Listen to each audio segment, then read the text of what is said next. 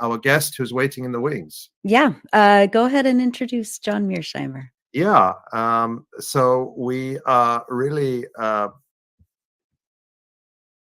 delighted that we're going to be joined today by Professor John Mearsheimer. He is the Wendell Harris Distinguished Service Professor of Political Science at the University of Chicago, where he's taught for more than 40 years. And that's where I first encountered him as a student nearly 30 years ago. Professor Mearsheimer is perhaps best known as a proponent of the realist school of international relations.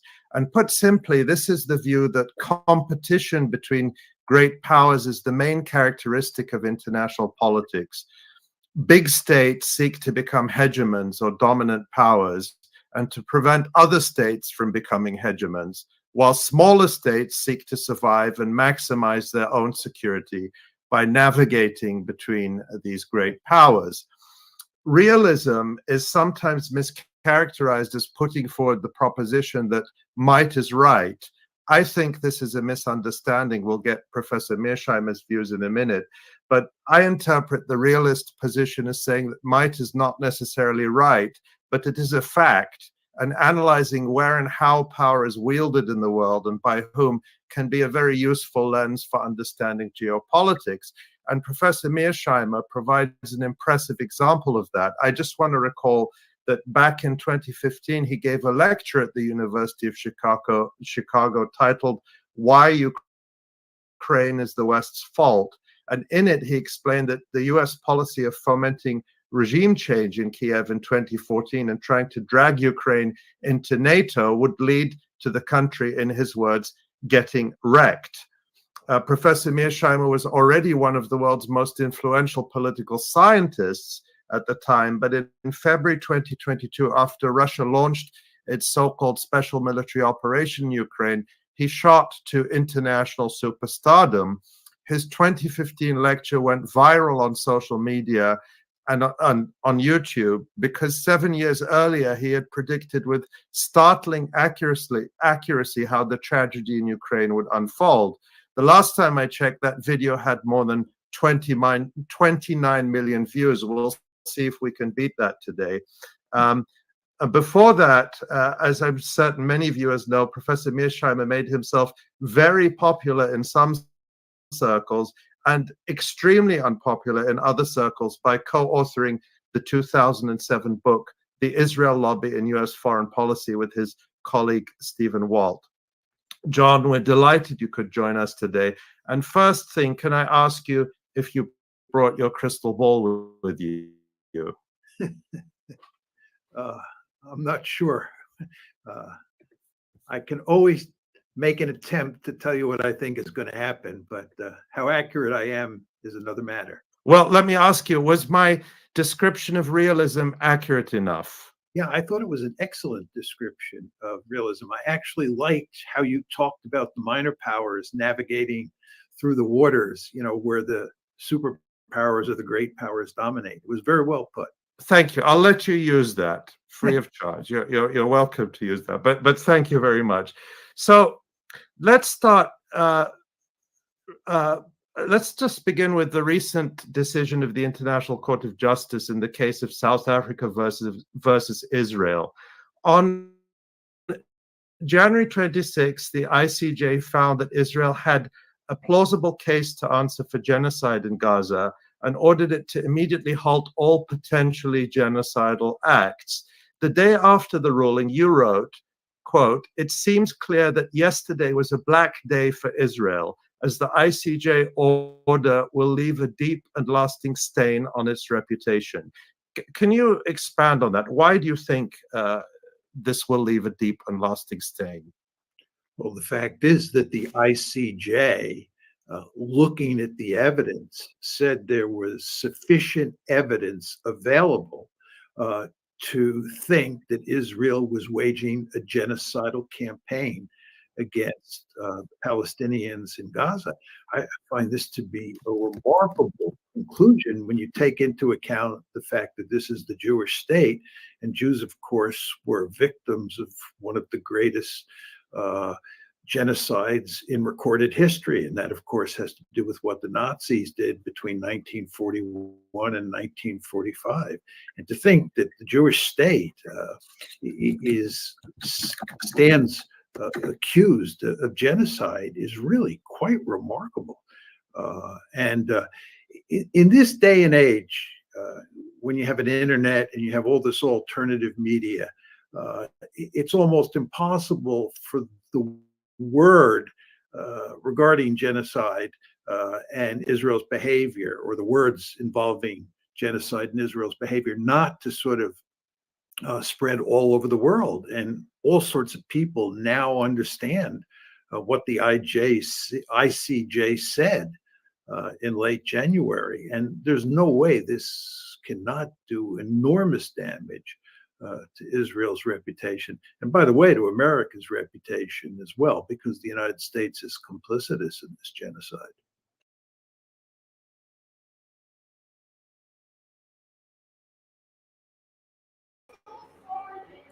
Hello, everyone.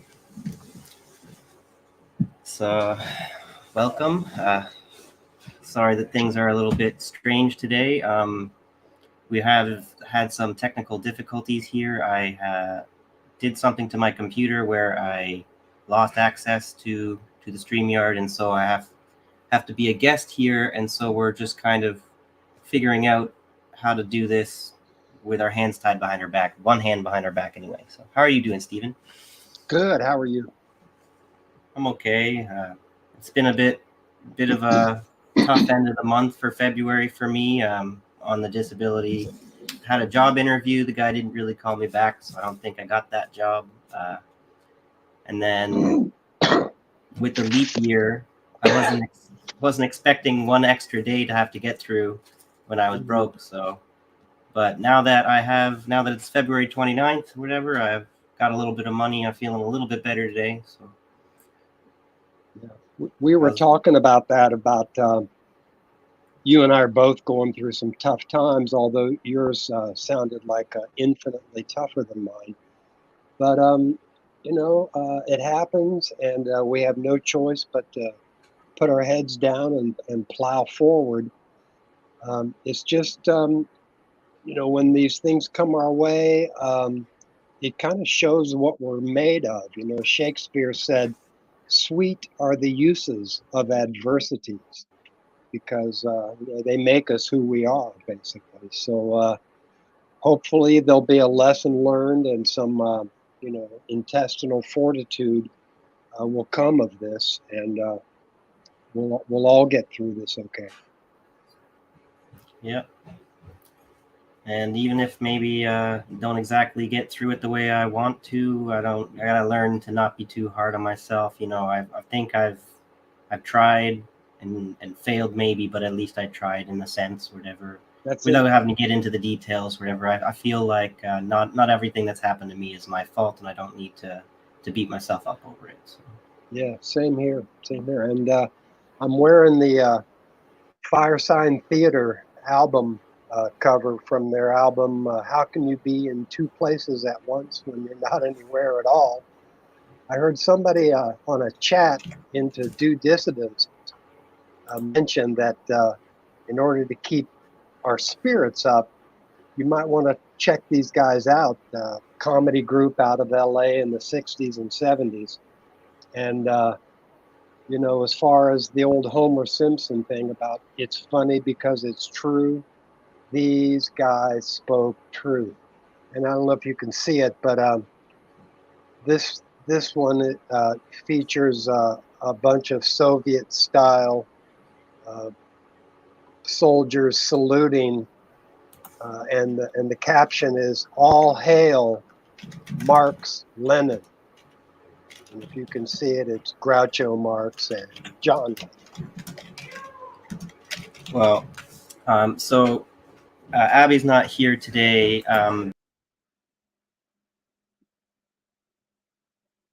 Hello?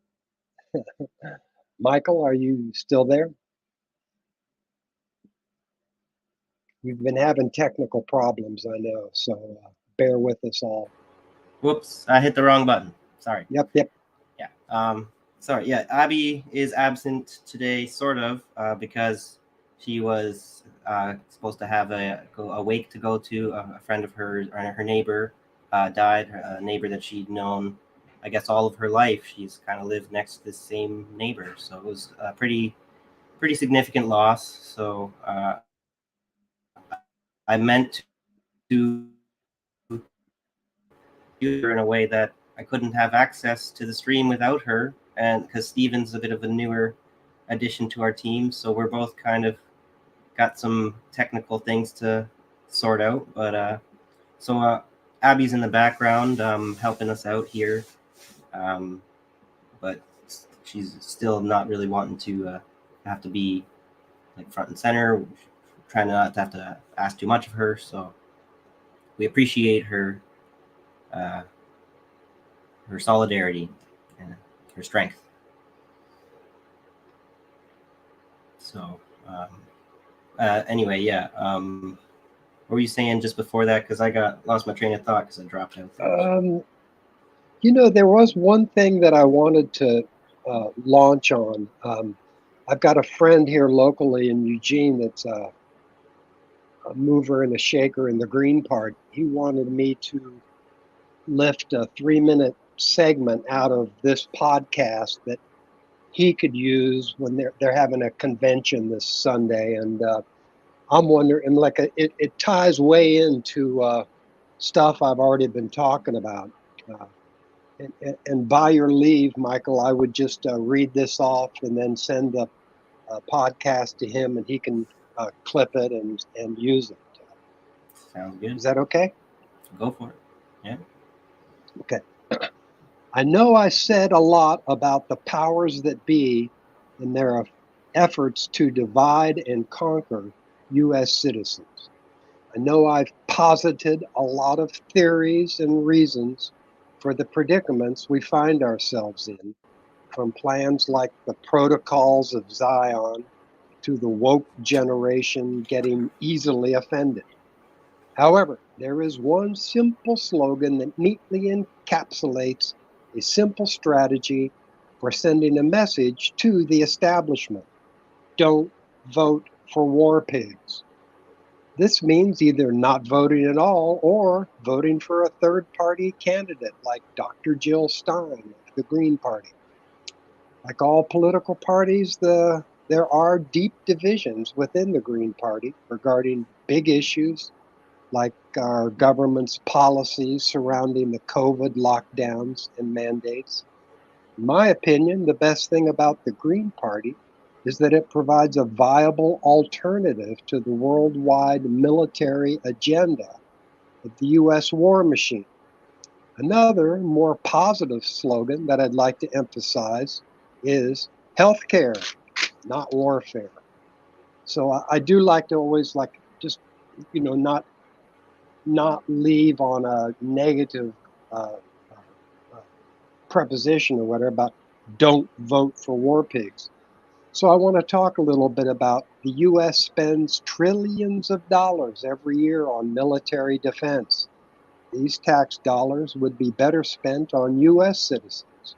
If we had universal health care, we could solve a lot of problems like better conditions for our bodies, minds, and spirits, fewer addictions to drugs and other dangerous habits.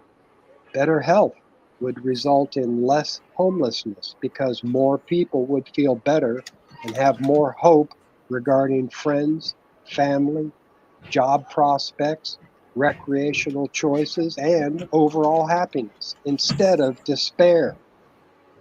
Increased work opportunities would lead to more disposable income, which would increase our country's GNP and more money coming into local communities. When demands are made for more money for citizens, less for the military, we're told that it's complicated and that terrorists are causing chaos everywhere, and it's our government's duty to react and suppress uprisings. However, close inspection shows that it's our government that's causing worldwide instability with its insatiable appetite for ever-expanding profits for the military-industrial complex. And that's a knock on capitalism too, that ever expanding profits is best achieved with ever expanding war. Yeah. 3 minutes. That's it. Oh, cool. Yeah. So I see we have a few new viewers to welcome here. Wesley Donison, is that Nehol or Nahol? Not sure. Arif Hassan, welcome. Thank you for watching. Hope you enjoyed the show. So today we were kind of just not trying to get. I tend to be a little heavy with the tabs, and I go a little hard in the paint. People like to say I go too much into detail and things. I try and tell too much of the big picture, and so sometimes it's better to just try and kind of focus on one or two things. So I thought today we could focus a bit on this interview with John Mearsheimer on the electronic intifada. And if anyone wanted to, towards the end of that video, they also have some live footage from the last week in Palestine from the Hamas perspective. So if that's of interest to anyone, you could take a look at some of the technical propaganda from Hamas, or we could just get into a few other things. We could talk about. I got an article that's called "Joe Biden's Very Jewish Family." In case you didn't know, all of his kids are kind of marrying into Jewish families, and he's not. You'll hear in the interview with John Mearsheimer, he's not just supporting Israel as just a neutral American president would. He's kind of very much fully on board, like fully invested in Israel as like something like a Zionist, as a what's the word? A zealot, right? He's not just like being clear-minded and I'm failing. The words are failing me today, or whatever. I'm looking for impartial. That's the word, right? So he's definitely biased heavily towards this Zionist vision, right? And so he's compromised in that sense as president because he's not really got America's interest in mind, because he's got his favorite pet project here. And then people would like to compare Trump as if he's not that much, as if he's so much better on Israel. But then have people actually done the time to inspect what is Trump's position on Israel? I think a lot of his MAGA fans don't really care. So what do you think about that? Yes. That goes right back to what I've been preaching about the last couple weeks about the protocols of Zion and how they're behind the genocide and everything that's wrong in that part of the world. And the Jewish people, I think for the most part, they're like Americans. They don't really like the genocide, but it's Bibi Netanyahu that has to keep his radical right party satisfied, because as soon as he loses power, he goes to jail. So this is Bibi's genocide, probably more than anything else. That if there was a different government that had the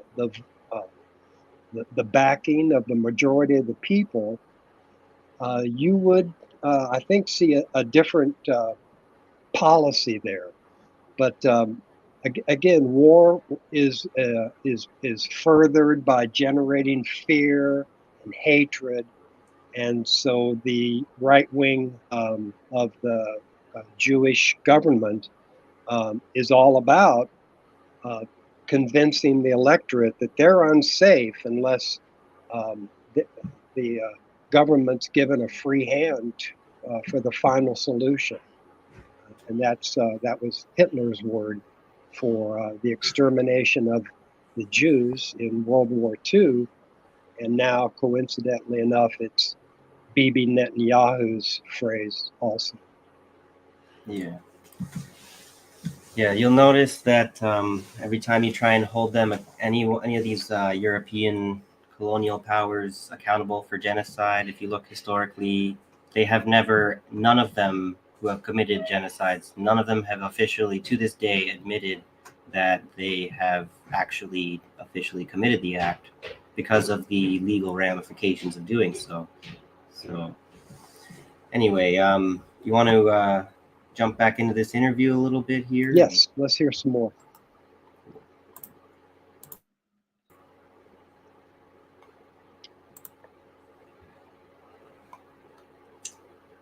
We're just gonna, there we go. Thank you, Abby.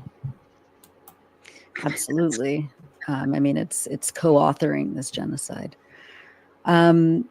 What do you think Israel is trying to achieve in Gaza? You know, they always say that their goal is to destroy Hamas, to eliminate Hamas, to make sure Hamas doesn't have any power or legitimacy, or to turn the people against Hamas. Is that really the goal, or is it ethnic cleansing and genocide? Well, I think the principal goal was ethnic cleansing. I think that Israel's in a situation now where, given the fact that it rejects a two-state solution and it rejects a democratic greater Israel, it's faced with two choices. One is apartheid, which of course is what you now have, or two is ethnic cleansing. And what the Israelis set out to do, in my opinion, from the get-go in Gaza was ethnically cleanse Gaza. Now, you want to think about the whole argument that many defenders of Israel make, which is that they weren't interested in ethnic cleansing.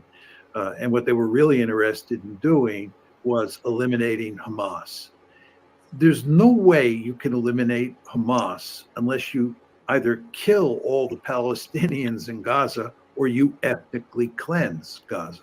As long as the Palestinians remain in Gaza, you're going to have Hamas, or you're going to have a Hamas equivalent.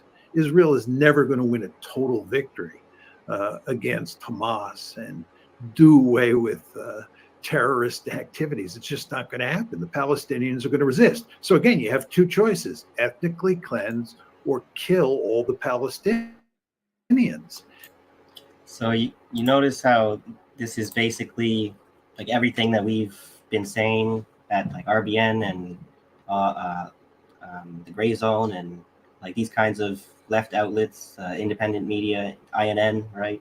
And I don't think John Mearsheimer has been taking his notes from us. You know, I think that we've maybe independently come to these conclusions. That's just my And he's take well on that. respected. Mm-hmm. Yeah.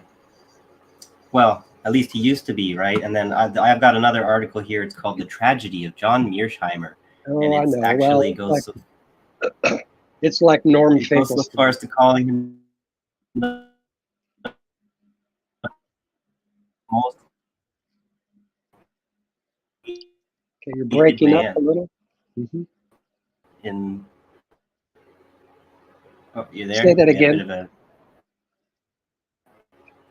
Yeah, Sorry, you cut the article in. I was mentioning went so far as to say he was like he was like the most, because I went to the tab and it was sleeping and now it's slowing things down or whatever. But trying to find the exact quote so I didn't misquote it.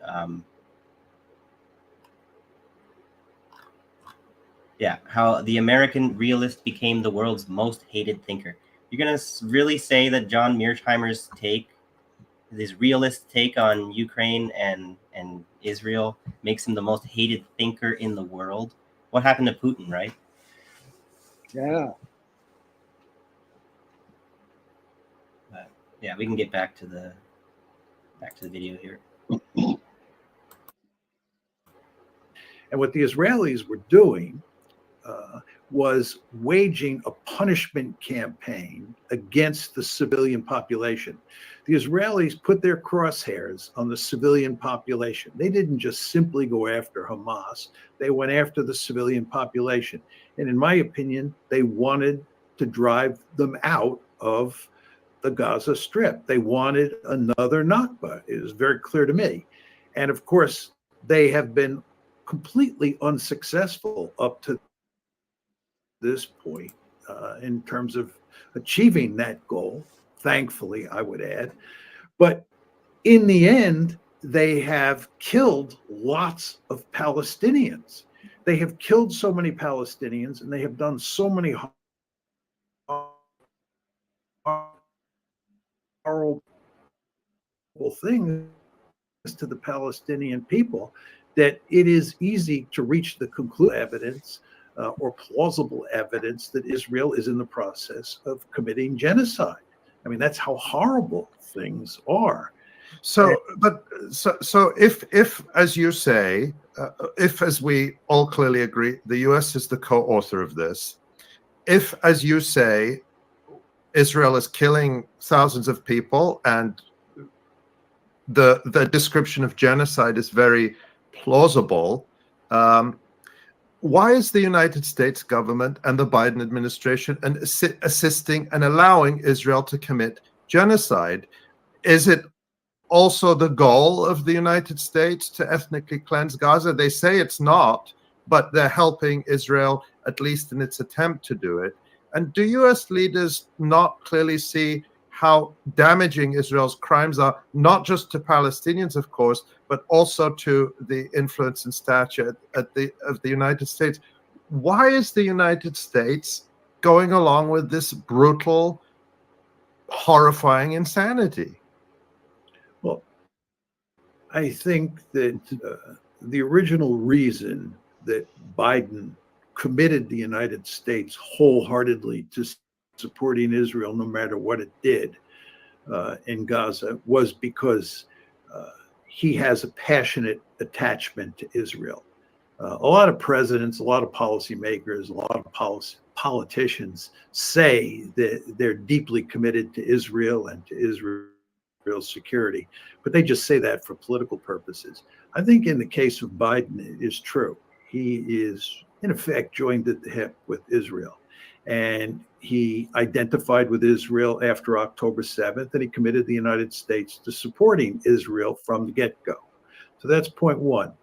Second point, and in many ways the more important point, is that the Israel lobby is a remarkably powerful institution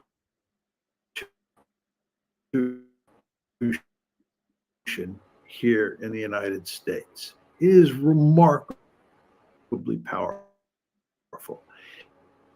And it is almost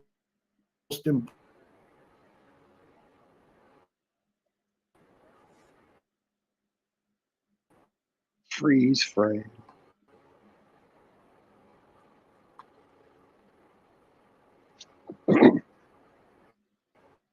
What's happening? Sorry, my page went a little unresponsive there. Did we get a bit of a glitch? It froze. Okay, is it, did it freeze and then come back again? It went glitchy. It was cutting in and out, and then it froze, and then you came on. Right. Okay, yeah. Then it's probably a good thing I paused it. I gotta fix my computer. I have to figure out what the hell is wrong with it. It's got like 100%, like, you know how it uses 100% of the hard drive or whatever for sometimes, and that's not it. You want it to use less than that. So there's something up with it, but Okay. not to get too distracted. I was trying to think of, I was going to comment on something that he was going to say anyways there. So Biden's attached to the hip with Israel, right? And then the Zionists like to claim that Zionism has nothing to do with Nazism. And what's the other nation that Biden is involved up to his eyeballs in was with the Burisma affair with Ukraine. And so then there's these undeniable evidence of Nazism in Ukraine.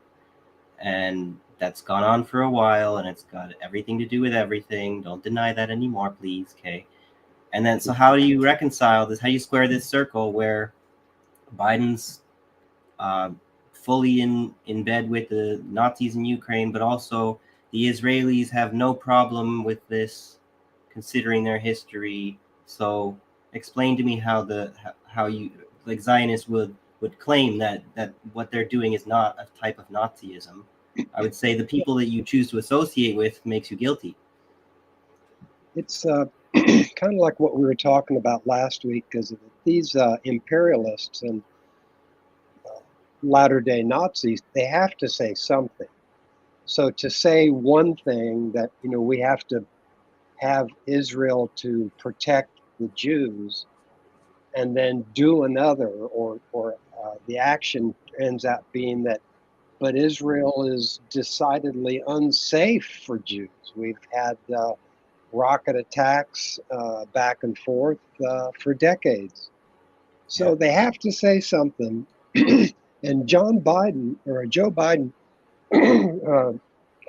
gets more money from the Israeli lobbyists than any other politician. And the Burisma thing, that was $5 million each for Hunter and the old man. Yeah. And just money. Can Israel complete its campaign of death without that funding? It's not possible. This is something that Mearsheimer will say. If America wanted to coerce Israel to end the conflict immediately, it could happen very quickly. Don't get confused that there's some kind of impossible reason why it can't happen tomorrow if they had the will. And ever since that emergency use authorization that George Bush kicked in after 9/11, Dick Cheney kicked in after 9/11, that gives presidents a chance to, war in Yemen, war in Somalia, war in Libya, war in Syria. Just, you don't need congressional approval anymore. And Biden, that last tranche of weapons that went to Israel was like 15,000 tank shells or something like that. He didn't ask, he just did it. And that's what's happening now. It's like, it's a dictator. We don't live in a democracy. Joe is a dictator. Most Americans don't want genocide. And that's why I'm saying don't vote for war pigs. Trump, he gets most of his funding from Israel, the Sheldon Adelson Foundation. And so, if we just stop voting for them and stop falling for their, red, blue, vaxxer, anti-vaxxer bullshit, we might get past it. But it's going to take a mass movement. Yeah. Well, this is the thing about they break the rules so often, and they make it known that they're the ones who make the rules, so they're the ones who can break the rules. And the whole point of that is to normalize it. And once it's become deeply normalized, it becomes very difficult for people to just believe that there's a reality that this doesn't happen, because they've grown up in it and they don't see a way out of it. So there's meant to welcome. We've got a few more people in the chat there. Lone Wolf, hello, and Dark Star, thanks for coming. And then before I forget, someone said that they liked your shirt. So we had been. You're gonna say it was a little too small before, but maybe we can make you a little bit bigger on screen if Abby's listening there. You could. Yeah, there you go. The name of the album was, How Can You Be in Two Places at Once When You're Not Anywhere at All, by the Firesign Theater. There you see the caption, All Hail Marx Lenin, Groucho Marx and John Lennon. These guys are drop dead hilarious. Do yourself a favor. They've got one of their songs is something like about marching to Zion and marching to Shibboleth, and they have all these words thrown in that are in the Bible, but famous Bible stories. And there was something about they were stopping everybody at a checkpoint, and if you couldn't say shibboleth, if you said sibboleth, they killed you. And I guess that meant you were a non-Jew or a non-Christian or something. I don't know what it was. But these guys have been making hilarious comedy for. They probably were like late 60s to late 70s and beyond. But their first 3 or 4 albums were just pure gold.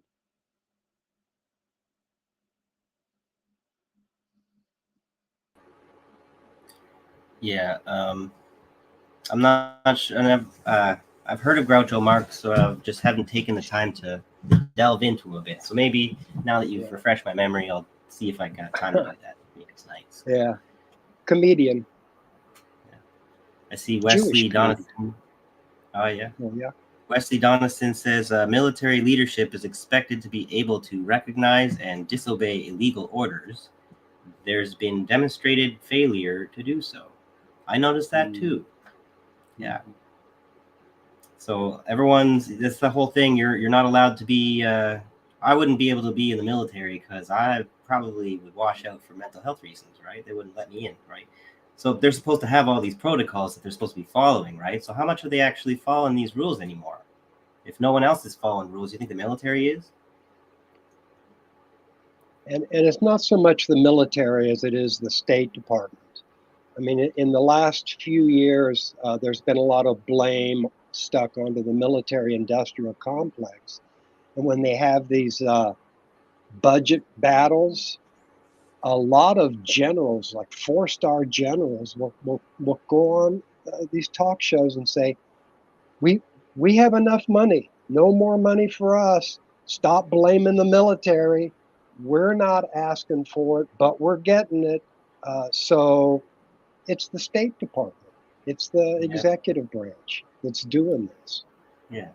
And as far as Israel, to get back to that, whatever, with the psychological profile, if they're promoting genocide to their own citizens and to the international community, that's what they want to perform. That's what they need their military to do.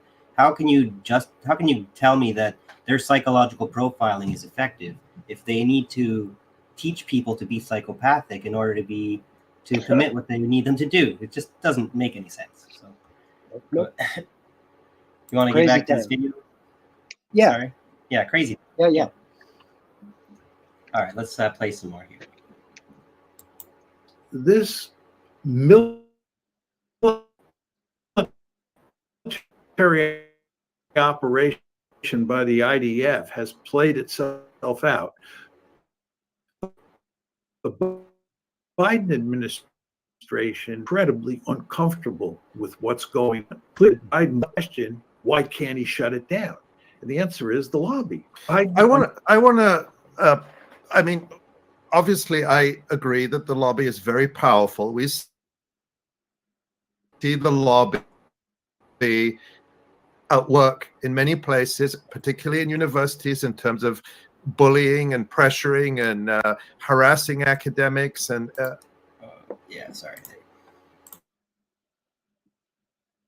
and the way they respond are punished. Certainly the Israel lobby is extremely present and powerful. But I want to push back a little bit on this because it's a criticism we see. I mean, you mentioned Ronald Reagan. There is this account that's been circulating in the past couple of months, well sourced. It comes from I don't remember now the book, but it was from someone who was present in the Reagan era.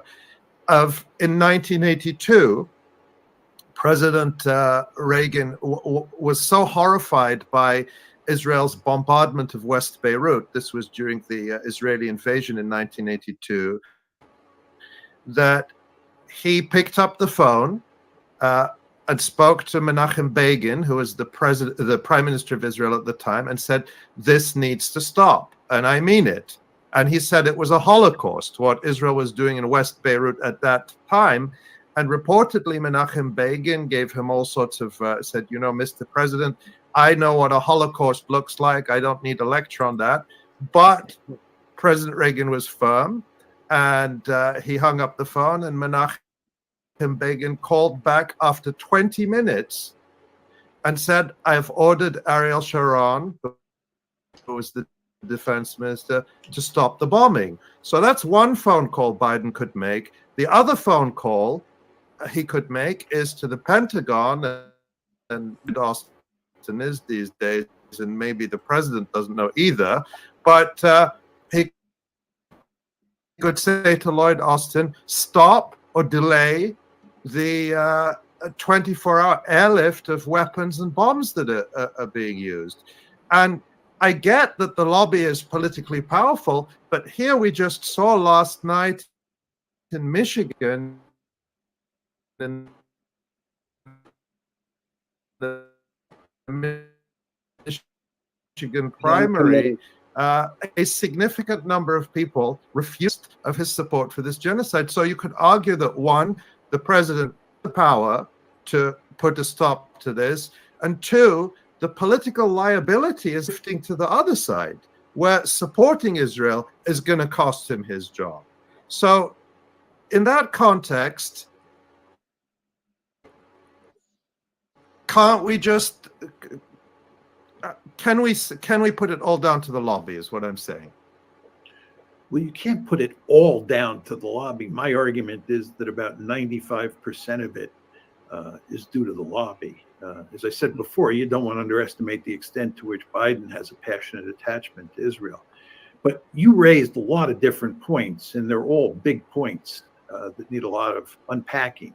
First of all, with regard to what happened in Michigan, there's no question that Israel's image has suffered in the body politic, and that when you look at especially young people, especially young Democrats, you have a situation where any president should be able to put significant pressure on Israel, given that situation with younger people and what happened in Michigan.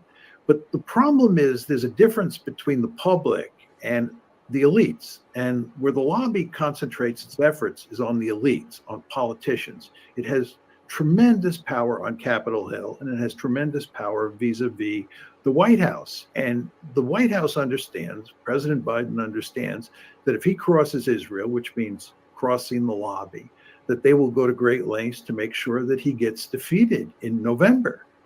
And of course, given that he's up for re-election, that's the last thing in the world that he wants.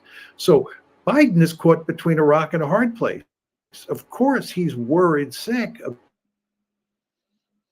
about the fact that he's also worried sick that if he gets tough on the Israelis, he'll lose the election in the fall, because they'll be perfectly willing to help elect Donald Trump, who won't get tough on Israel. So I think that's maybe a good point to pause and comment. You know, Biden's caught between a rock and a hard place. You know, I think everyone can see that. But if Trump were in power, would he be in any other position? Nope, same. I really think he's forced to do the exact same dance. Say that again. I was saying he's forced to do. Trump would be forced to do the exact same, like, tightrope walk or dance or whatever you want to call it, right? Where he has to appeal to the voters, or at least appear to appeal to them, but he must get those elites who are the ones who fund the campaign. There's no campaign in America without AIPAC, basically. No presidential campaign. So. Yeah, and my opinion is that Biden's not going to make it to November because of dementia, because of ill will that he's generating in his push for Genocide Joe.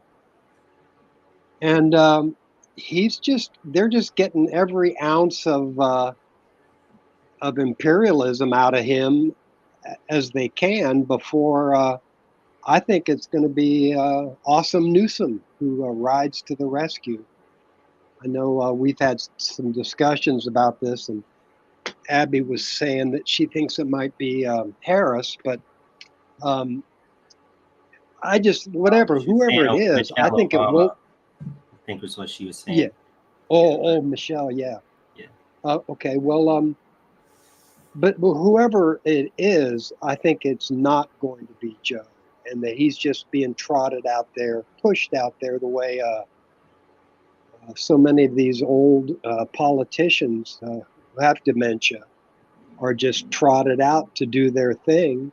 They're told how to vote, they're told what to say, and when their use becomes not as important, they're cast aside. Yeah, well, they definitely need Biden. It came out recently that they on paper it was said that Biden was too demented to be criminally held responsible for his actions. So that is quite clear the reason why you have this bumbling fool in charge of everything, because like if they do the switch to Newsom or Kamala Harris, you lose that get out of jail free card or whatever. So I guess that's maybe one explanation as to why. I feel I was thinking that it should be someone else too, but I would have thought if they're gonna go with someone other than Biden, are they maybe wasting their shouldn't they have already switched to a new candidate so that they can kind of publicize that? Or is the tactic to intentionally wait to the last minute so that you don't have a choice and they just spring it on you? No, I think it's going to be an October surprise. Yeah. That Biden's going to start foaming at the mouth at the podium, and they're just going to take him off in a straitjacket or strapped to a gurney, and that they may have they've already talked about other candidates, other people who might have to rush in and save the Democratic Party. I mean, time will tell. I just don't see Joe making it, especially with that talk about how he's too demented to know what he's doing. I mean, that's a defense. That sounds more like a condemnation. That's the silver lining crowd, they can turn whatever kind of shit into a rose, right? So. Oh, for sure. They got to say something. Yeah. So Abby had said earlier, we live in an oligarchy. It matters not who the president is. Yep. This is something we are known, even I think as Harvard or Princeton. I think it's a Princeton study told us. So, and Eccentricast, I see we got another new viewer. Pretty interesting name. Welcome. He says, we'll believe that if we don't already know who Biden is. Exactly. See, it's so amazing how different this story could be if you just omit tons of facts. And then you can believe he's like a wonderful, nice little grandpa. Wesley Donaldson says, look at congressional leadership. Holy moly, it looks like Mitch McConnell is about to dissolve into a puddle of goo a la the Wicked Witch of the West. Yeah, that's funny. You guys, I heard, I guess Mitch McConnell's going to be stepping down or something at the end of his term. After this term. Yeah, after this. I didn't really read that about it. Mm-hmm. Not sure about the what the implications of that are. I think that's like an ally of Biden's that he'll be losing kind of thing. Yeah. No, they'll have somebody to trot right up and take his place. There's no shortage. Just that they always want to pick the very ultimate best one, of course. Well, it's just like there's a Rothschild guy just died all of a sudden recently. And what does that matter? Because there's just another Rothschild behind him taking his place, inheriting his money, doing the same crap. Not much. So let's get back to this video here. We'll maybe do a bit of a shorter stream tonight, or whatever you like. Yeah, I've got some stuff I can talk about. All right, cool. All right, let's play some more then. Biden is not doing anything. Now, just to go to the phone calls for a second, there's no question that Biden has also called Netanyahu, and he's hollered at Netanyahu. There's this story of the phone call, a long phone call in December, where Biden actually got so angry with him that he just hung up the phone on him. But it's not a matter of calling on the telephone, right? It's a matter of changing policy. As you surely know, Ali, we have the coercive leverage to bring Israel to its knees. I mean, we could easily cause the Israelis to stop this genocide. There's no question about it. It's a question of policy. But Biden simply feels that he can't do that. My final point to you is it's important to understand that the lobby's power has grown since 1982. Israel's first real problem with public opinion in the United States and with the elite, with opinion in the elite, was the 1982 invasion of Lebanon. And then, of course, after that, you had the first Intifada in the late 1980s, then the breakdown of the Oslo process, then the second Intifada, and so forth and so on. And over the course of time, Israel's reputation in the United States has suffered greatly. As a result, the lobby has had to redouble its efforts to defend Israel. So the lobby that you're dealing with today is a more formidable lobby than the lobby that Ronald Reagan was dealing with, and certainly than Dwight Eisenhower was dealing with. And it is very difficult, extremely difficult for any president to take on the lobby. Well, that brings me, you answered one of the questions I had, but I guess since we're on the topic of Michigan and voting, does it actually make a difference who the president is when it comes to major foreign policy questions, and particularly Palestine? We see a lot of argument about this going backwards and forwards and saying, well, Biden is terrible, but Trump would be an even bigger disaster. I can tell you from the perspective of Palestinians, there's nothing worse than genocide. Genocide is as bad as it gets, and it's the worst case scenario now. Does it matter who people vote for when it comes to these questions? From a Palestinian perspective, no. It's Tweedledee and Tweedledum. The president will provide unconditional support for Israel, whether he or she is a Democrat or a Republican. So I just don't think it matters. Professor Mearsheimer,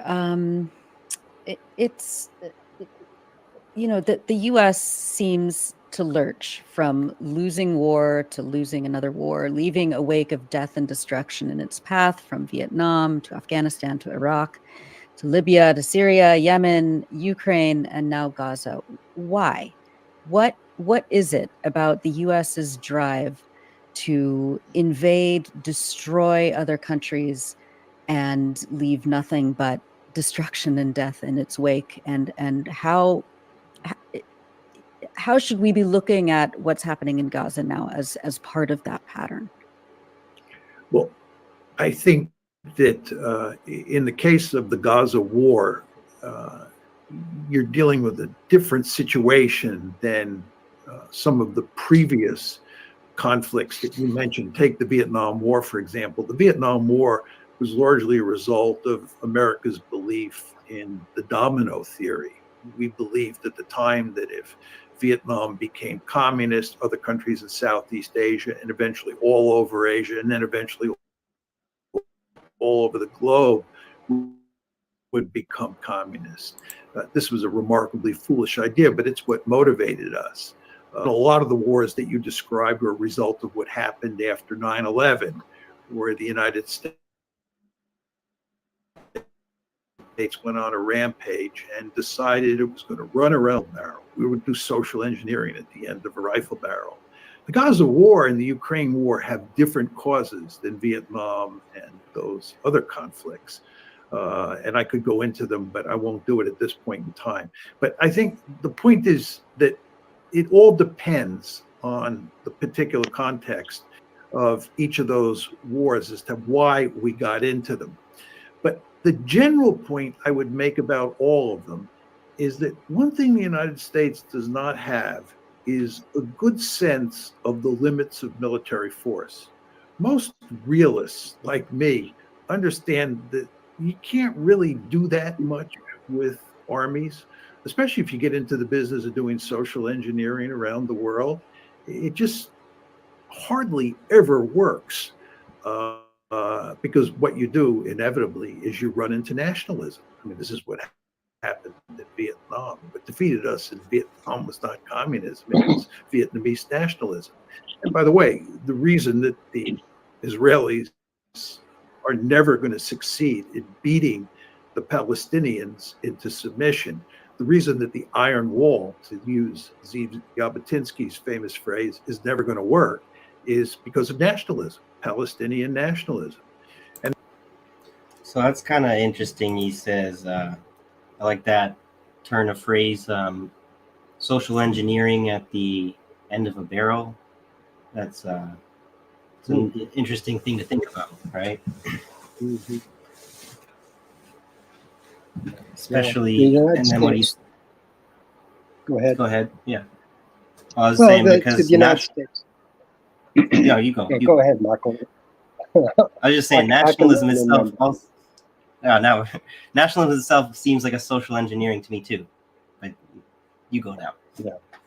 Yeah, it's just I don't know. He made a lot of good points, and it's like the United States has no choice. Like, why did they go to war? They have no choice. They're locked into imperialism, capitalism.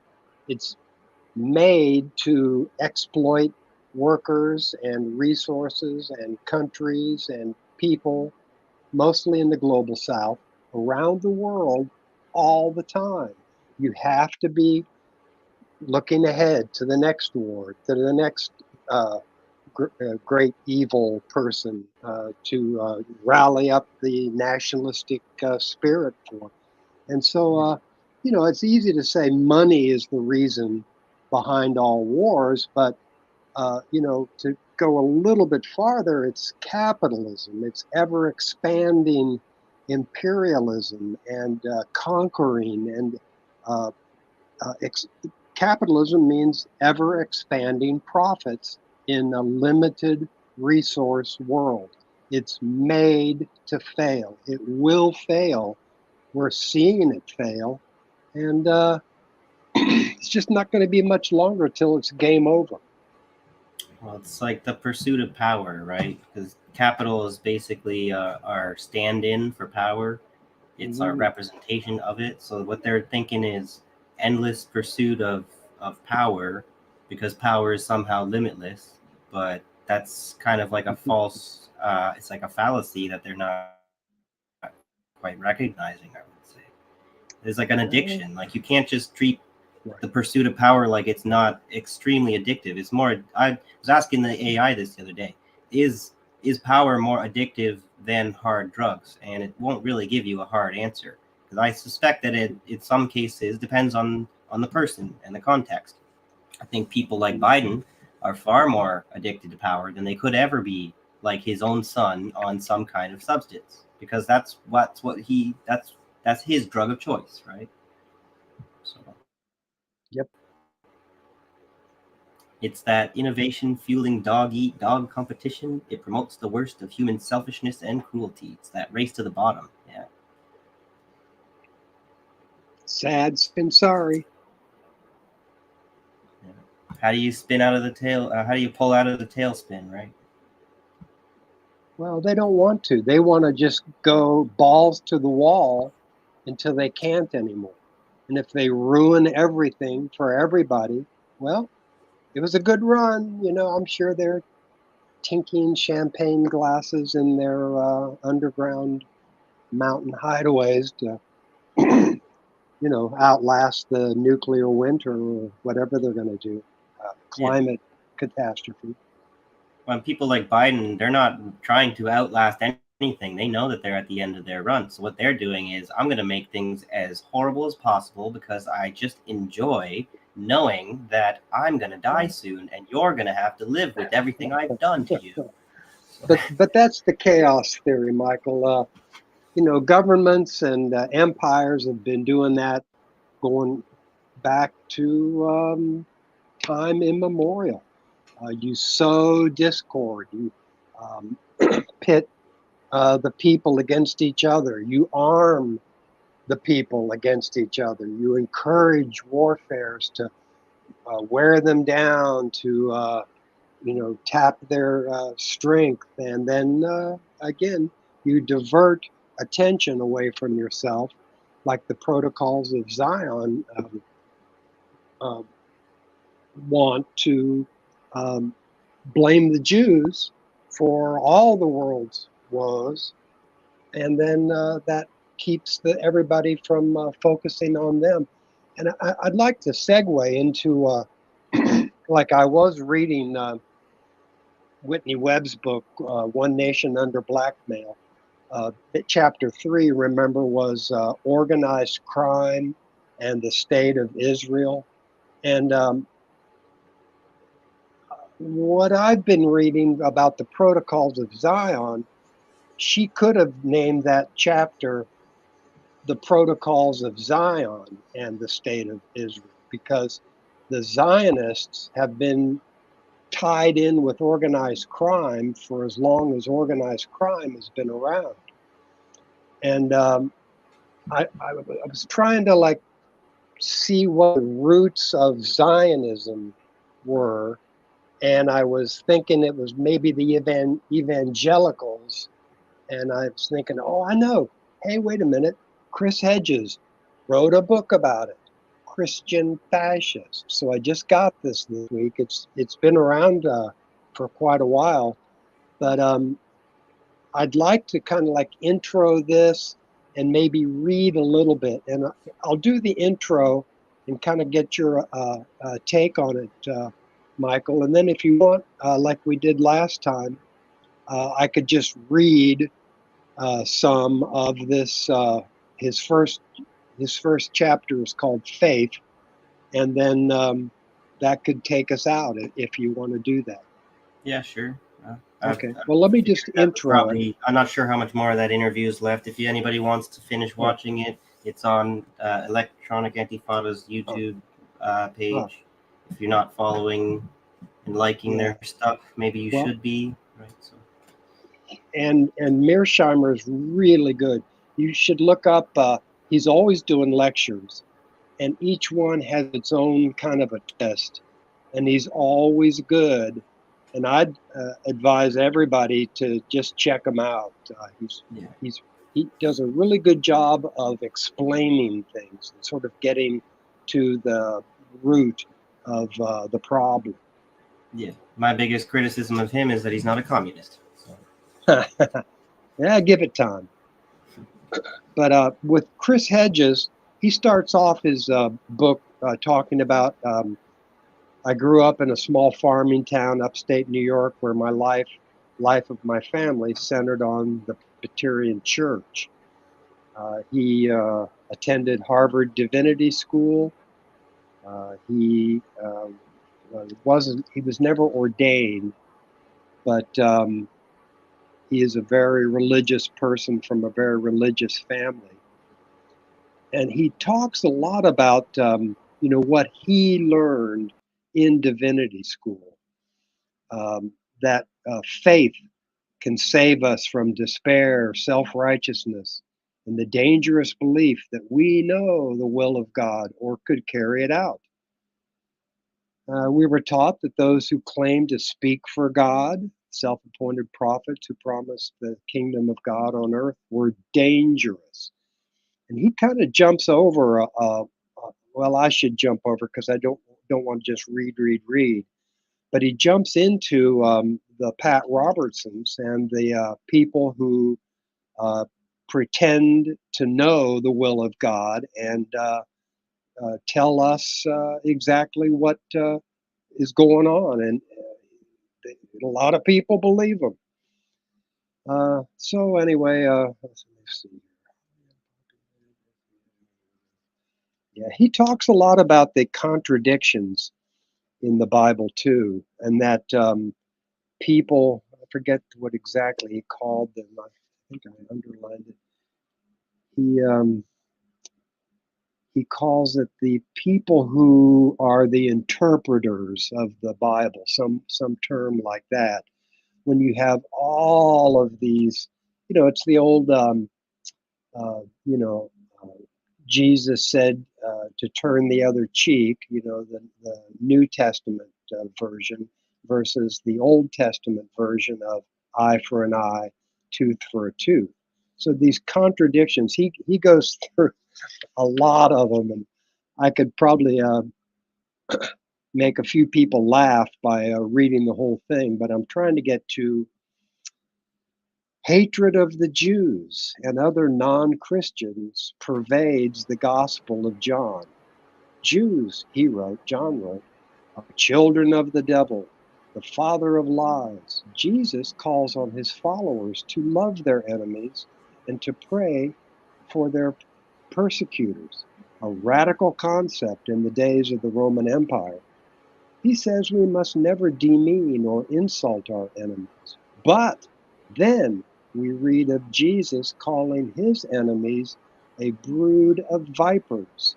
The book of Revelation, the crucial text for the radical Christian right, appears to show Christ returning to earth at the head of an avenging army, one of the few places in the Bible where Christ is associated with violence. This bizarre book, omitted from some of the early canons and relegated to the back of the Bible by Martin Luther, may have been a way, as scholars contend, for the early Christians to cope with Roman persecution and their dreams of final triumph and glory. The book, however, paints a picture of bloody battle between the forces of good and evil, Christ and the Antichrist, God and Satan, and the torment and utter destruction of all who do not follow the faith. Title of chapter 1. So, in this version, only the faithful will be allowed to enter the gates of New Jerusalem. All others will disappear into the lake of fire. Let me jump down. There is enough hatred, bigotry, and lust for violence in the pages of the Bible to satisfy anyone bent on justifying cruelty and violence. Religion, as this one historian wrote, is a good thing for good people and a bad thing for bad people.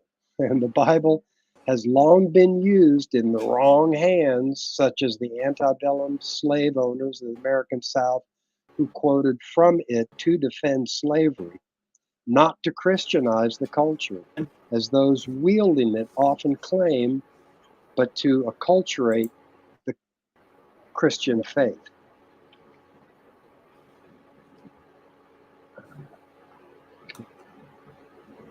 It's the selective literalists.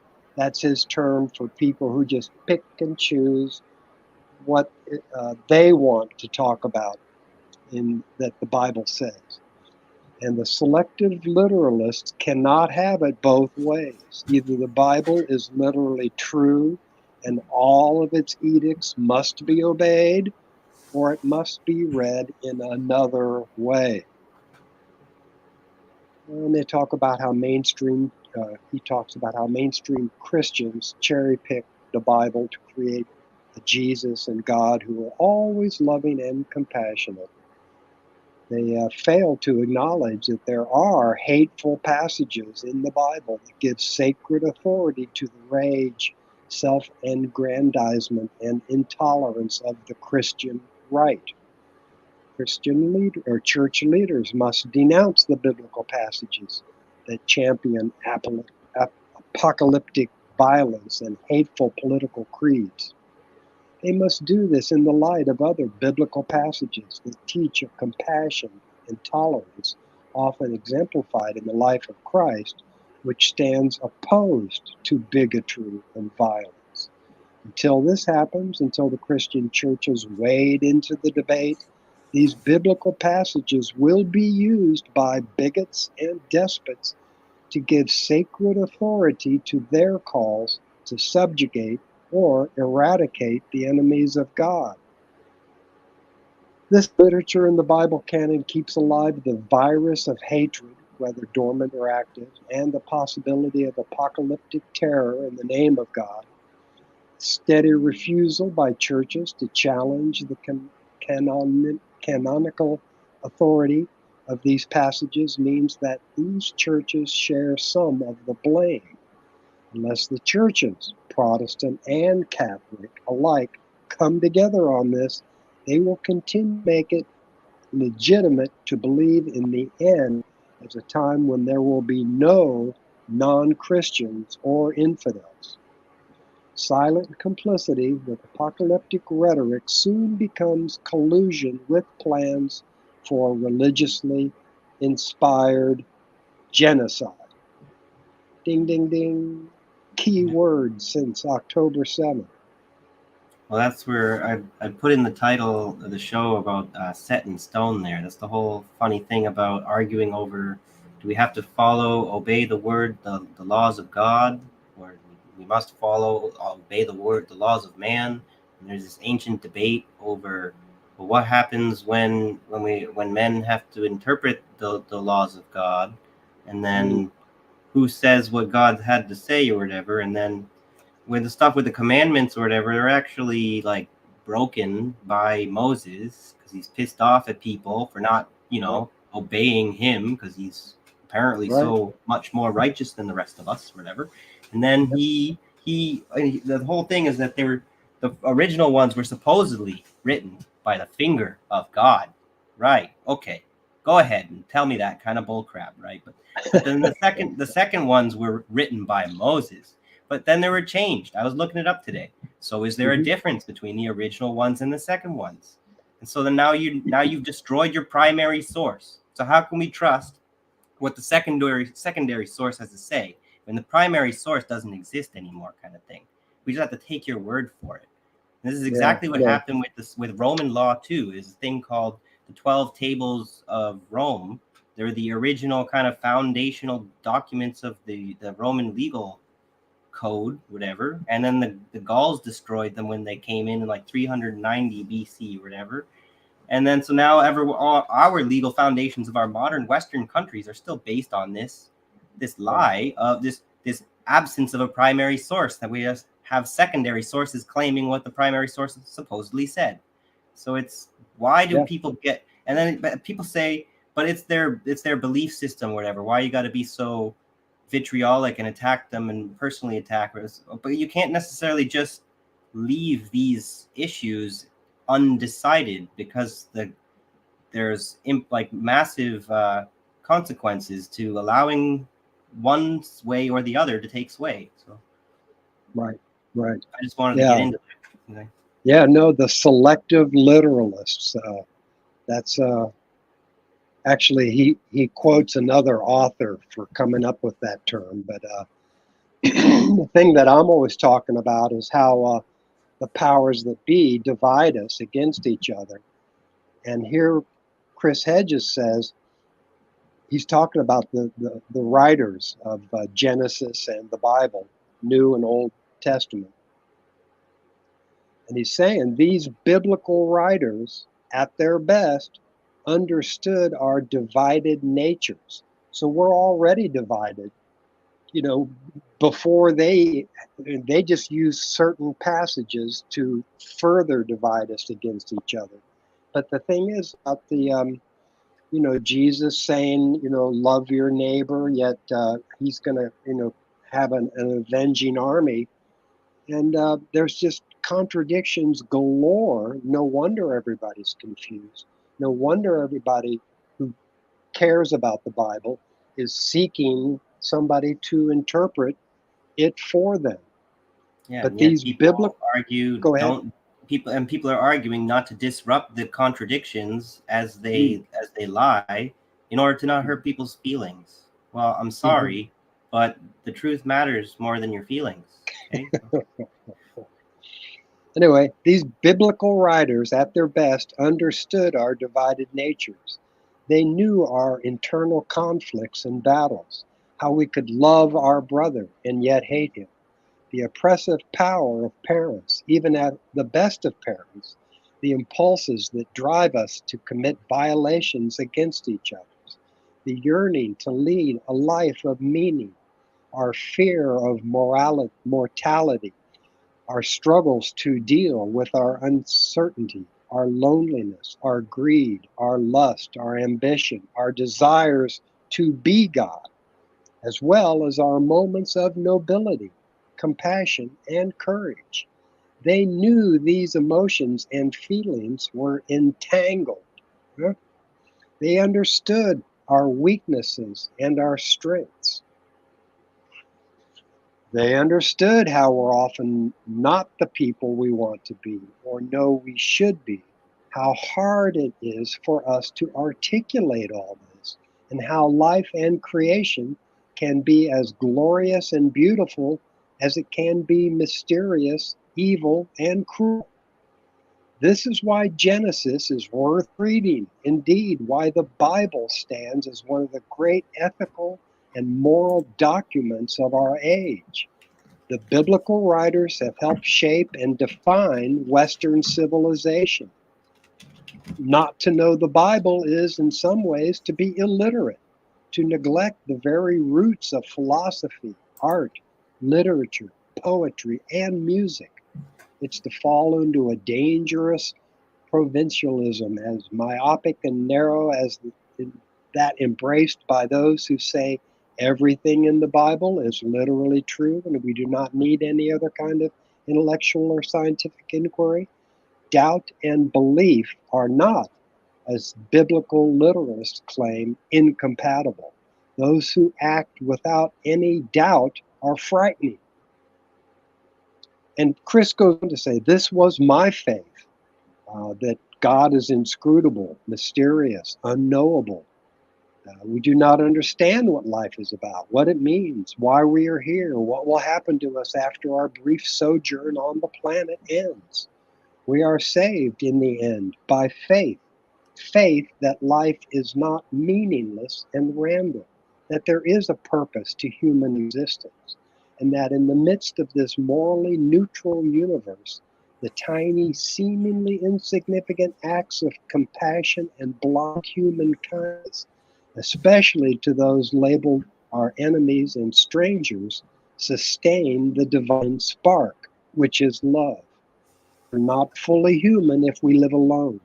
These small acts of compassion, for they never can be organized and institutionalized as can hate, have a power that lives after us.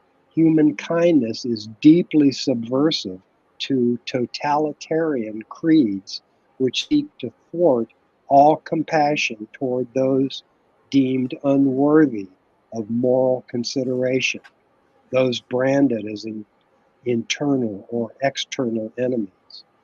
These acts recognize and affirm the humanity of others, others who may be condemned as agents of Satan, those who sacrifice for others, especially at great cost, who place compassion and tolerance above ideology and creeds, and who reject absolutes, especially moral absolutes, stand as constant witnesses in our lives to this love long after they are gone.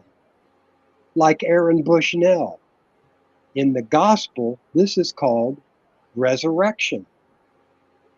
Faith presupposes that we cannot know. We can never know. Those who claim to know what life means play God.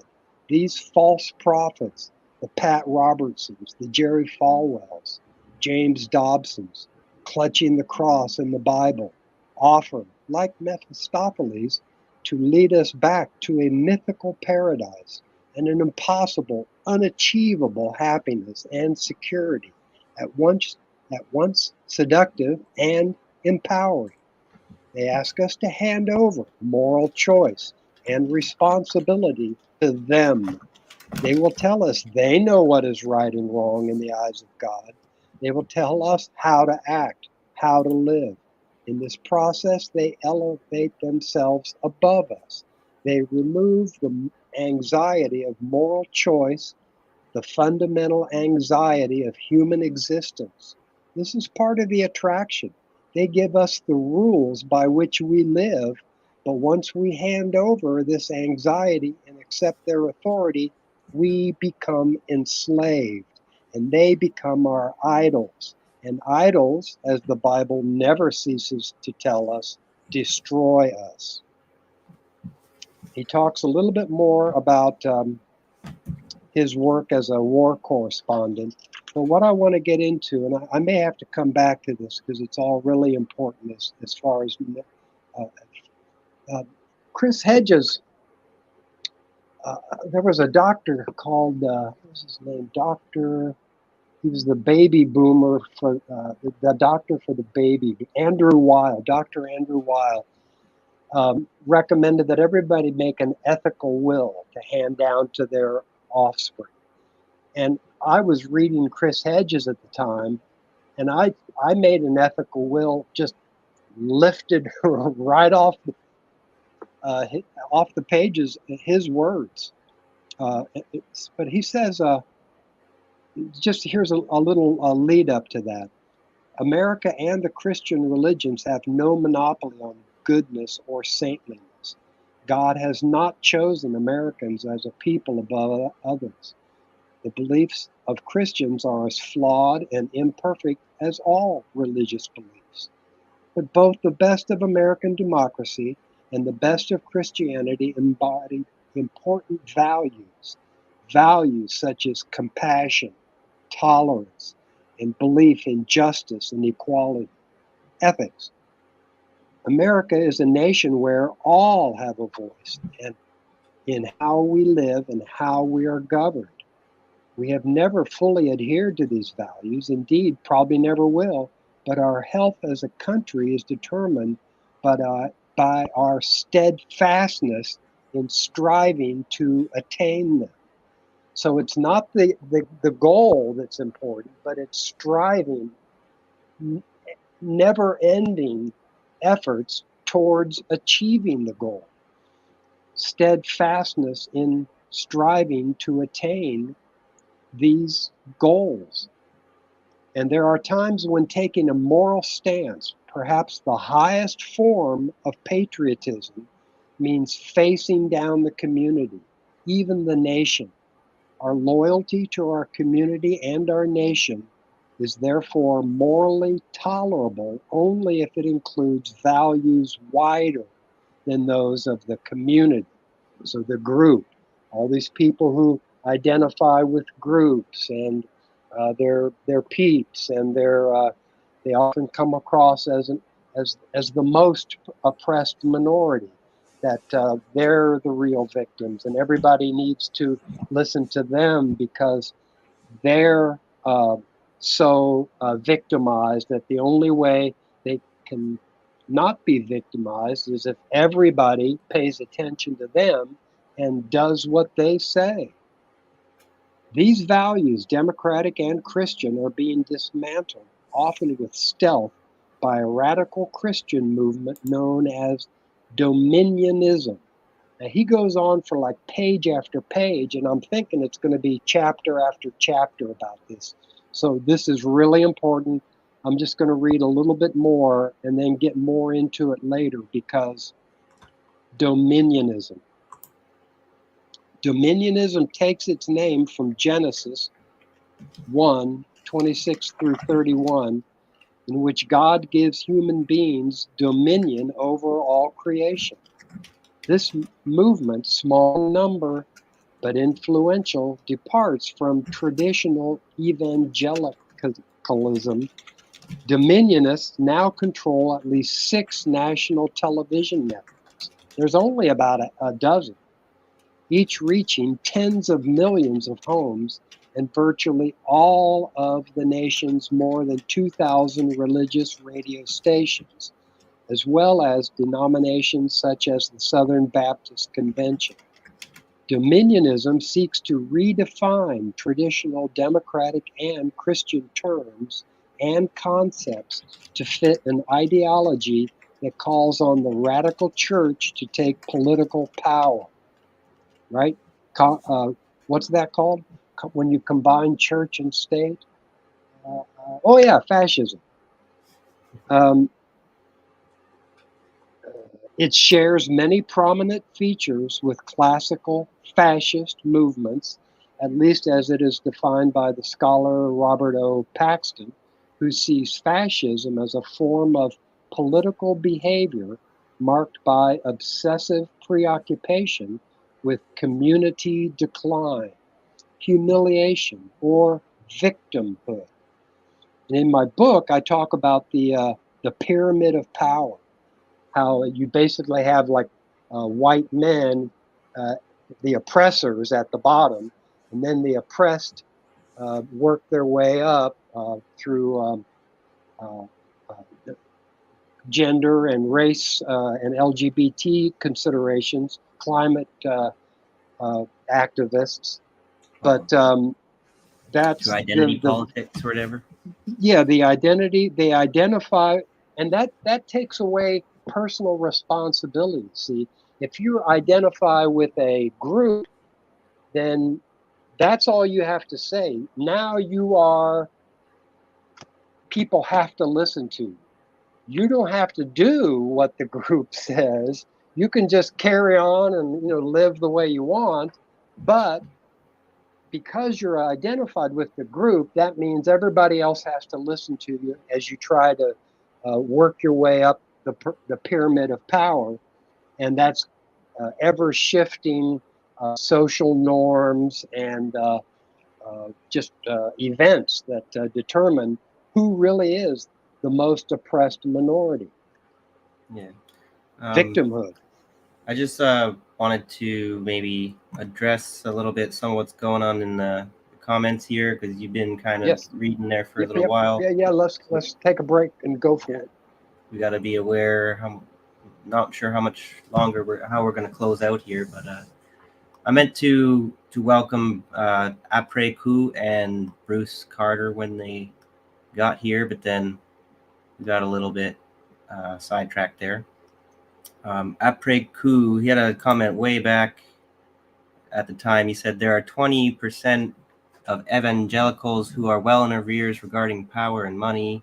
Stick with Zionists and the entire class of money and power motivated political psychocrats. Yeah, ridiculous, But then later down, West is a certifiable communal narcissist. In a compassionate world, West pathology would find him institutionalized. I agree. What he's been doing lately with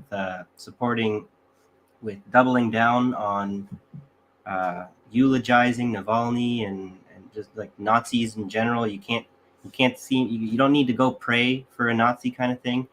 Cornel West has lost any kind of respect I would have had for him, right? So there's no need to treat him with kids' gloves kind of thing, right? But I guess Après Coup is kind of he doesn't just have issues with Cornel West. He also feels that Chris Hedges is very much in the same boat. He says, similar to West, Hedges isn't so arrogant as to campaign on it. As far as like Hedges is similar to West as being a ridiculous hypocrite, but he's not as bad because he wouldn't campaign on his hypocrisy kind of thing. So I've kind of don't know too much about Chris Hedges, so I don't necessarily want to be commenting without knowing who I'm commenting about entirely. I've got my, like, I agree and disagree with some of the things that his perspective, right? So you got to remember to not throw out the baby with the bathwater. That's the saying. Like, just because there's some things that you wish he would be better on, you wish he'd be more revolutionary or something, doesn't mean that he's completely worthless and needs to be treated, demonized and vilified. All on the other hand, though, if they're gonna go do things like what Cornel West is doing, attacking RBN and saying how we don't really know what we're talking about when he's making a complete fool of himself. Like, there's only so much what's the word I'm looking, like, there's only so much charity that you should be given to people, especially if you're not Christian. Like, So I don't want you to feel like we're ignoring you, Apreku. We're a little bit with our technical difficulties here, kind of flustered, and we're not really able to fully address things. So, hello, Casey McIver. Thank you for doing this. I'm learning a lot, and your art is nice. That'd be probably for you, Stephen. Oh yeah, the dragon art. Yeah, I've got a lot of it around here. I've got some more. That's what's his name? Roy Lichtenstein does a lot of that. Let's see, I've got another thing here somewhere by him. Got a lot about the Fibonacci series and art and nature in my man cave here. I find that stuff fascinating too. Mm-hmm. I feel like human evolution is like a Fibonacci sequence, right? We're kind of like on a path towards perfection, but never attaining it. You know? Yeah, it's all about the journey. Bruce Carter said, sorry, said go what? ahead. I was going to go to a comment. Basically what I was saying about dominionism, I can talk more about that later. Right. Yeah, we can. We're going to have to figure out what else we want to jump into for next stream. Earlier Bruce had said, I'm inclined to think old Abe was kind of out there and threatened to kill both of his sons on multiple occasions before changing his mind. He had said earlier, doesn't the rift between Muslims and Christians have a lot to do with which of his sons Abraham is going to sacrifice to God before an angel intervened? And this is exactly what I'm saying. Like, you go look into history and tell me, first of all, do you have proof that Abraham existed? Just like you don't have proof that Jesus existed, just you don't have proof that Moses existed or Buddha. So why do people get all carried away as if they're very real and we're all descended from them when you don't even have the proof? Okay, what do you expect me to believe? Like, anyway. Which version you believe depends on which witness account you heard first. That was his other comment, right? So anyway, we're getting a bit towards the end. We got any announcements or shout outs you want to do? Or No. I like some of the comments though. Like some people are really picking up, and I know once I get to reading some of like Whitney or Chris's stuff, they're really in depth. They're really like they're helping people understand the world. Like a lot of times, like podcasters are investigative journalists who are, helping us see and know what's going on. But as far as understanding it, that's the reason I like Kit Cabello's show, because that's the way he starts his show off, to help you better understand the world. And that's what I'm all about. I don't try to be an investigative journalist. I've written a book that I describe myself as an activist, and my book is a memoir and a mission to start a mass movement where we reconnect. And Michael, I want to thank you about that, because I used to call my project "Take Your Opponent Out to Lunch," and that was a way to reconnect with those from whom we've become estranged ever since all the lies of, how many? It goes way back to Russiagate, Laptopgate, COVIDgate, Insurrectiongate, Proxy Wargate, and now Genocidegate. Just lies traumatize, and I'm traumatized. Most of the people around me are traumatized, and I'm trying to reconnect with some of those folks. And I'm going to rename my project, Michael. Something that you hit me on to was just call it Reconnect Over Coffee. It's simple, it's factual. It kind of gets away from, going out for a meal, which can cost, dozens of dollars, and just reconnect. That's what it's all about. Find out what we have in common, and then, like Sabby Sab says, think globally and act locally. Mutual aid in our communities is the best way to start a mass movement. Sure, there's a workers' strike. Sure, there's a general strike. Sure, there's revolutions, violent and nonviolent. But starting in your own backyard, that to me makes the most sense. Yeah. Well, as far as the trauma is concerned, like what tends to happen with people with relationships and stuff is once they've been traumatized, they tend to not really be able to go into a social situation as if they could before. They tend to, it's like the brain chemistry sort of working against them, where it's telling them, you should go back inside and stay alone instead of talk to people and get to be friends again or whatever. So Yep. your idea of reconnecting over coffee, or the point is to not expect people to be able to lift like a ton, like without any kind of build up, whatever, without any kind of learning how to, like, you need to start small, right? You can't move a mountain without moving small stones. So, but then we can't do baby steps to nowhere. So the point is to not give up once you get started, right? That's it. And my first project for Reconnect Over Coffee was an old friend of mine who owns a bookstore here in Eugene, tree planting friend of mine from way back. And, it's going to take more than one luncheon and more than one cup of coffee. We picked up on that after the first meeting, and we have reconnected. We are good friends now. We do not sit around and say, the anti-vaxxers are trying to kill your grandma, or any of this, left, right, red, blue crap. We have found things that positive things that we have in common, and we're now meeting for drinks and dinner once a month, and this is going to go on as long as we're alive. And just like little things, I was telling them about Dr. Andrew Weil's ethical will, and he kind of tilted his head and got kind of the 1,000-meter stare and said, I don't really know what my ethics are. Boom.